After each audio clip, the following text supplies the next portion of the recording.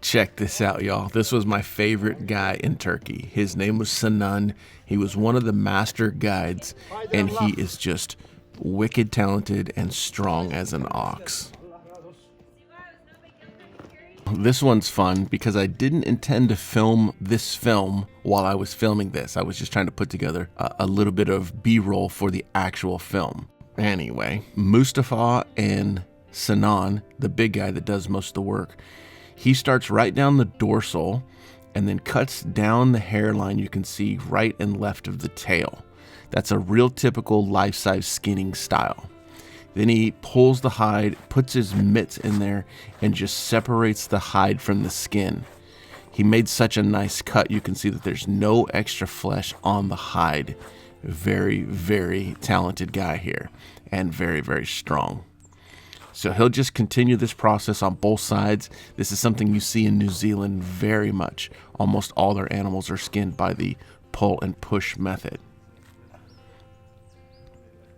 Where it gets tight around the neck here, he uses his knife and just trims it nice and clean.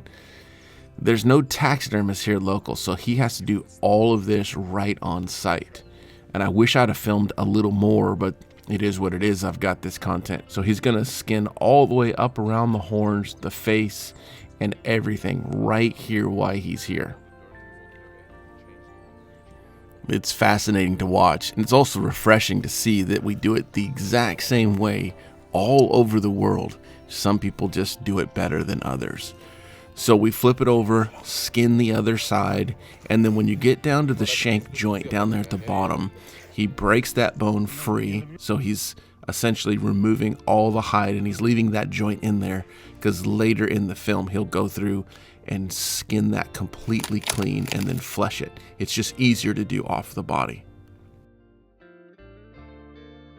Our guides called us into the blue tent for lunch, and while we were eating lunch, these boys were out there working on that, and I missed a major section of turning ears, removing hooves, and again, 'tis what it is. But from there, they laid it out flat, covered it in salt. Now that's drawing the moisture out, kind of locking that hair follicle in place and making it available for transport.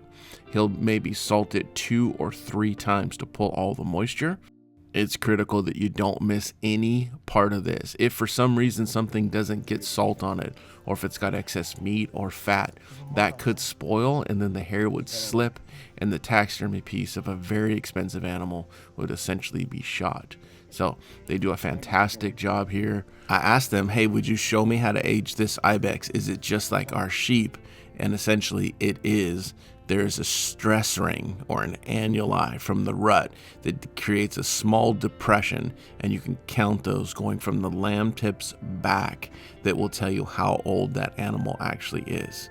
In this case, a 13-year-old ibex. 7, 8, 9, 10, 11, 12, and 13. Evet. So like our sheep, once they had lunch and went back out, then they were going to process up that ibex, take off the front quarters, remove the back straps, take the neck off with a hatchet. It's just good stuff.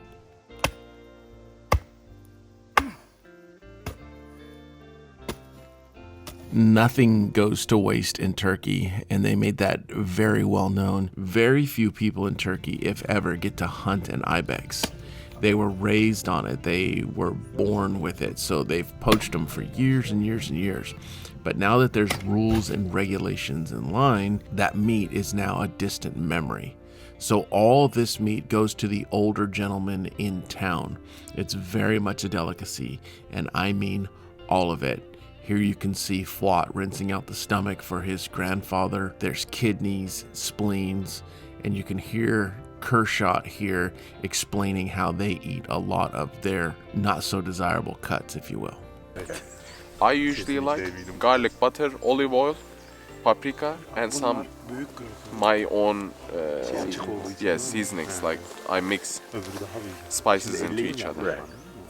and you like it. It's good. Very good. Yeah, Absolutely. You won't know you're eating trash. Just fry it for like 10 minutes with those seasonings, garlic, butter, olive oil, and spices. Good to go. Nice. Liver, heart, and kidney. Always dice it into small cubes like this. Get rid of the blood first with cold water. Leave it in cold water. And then onions, peppers, and spices, nice seasoning spices. Fry it. Ara sırada video çekiyoruz. These are all Turkish. And that is how you process an ibex start to finish. Thank you for watching.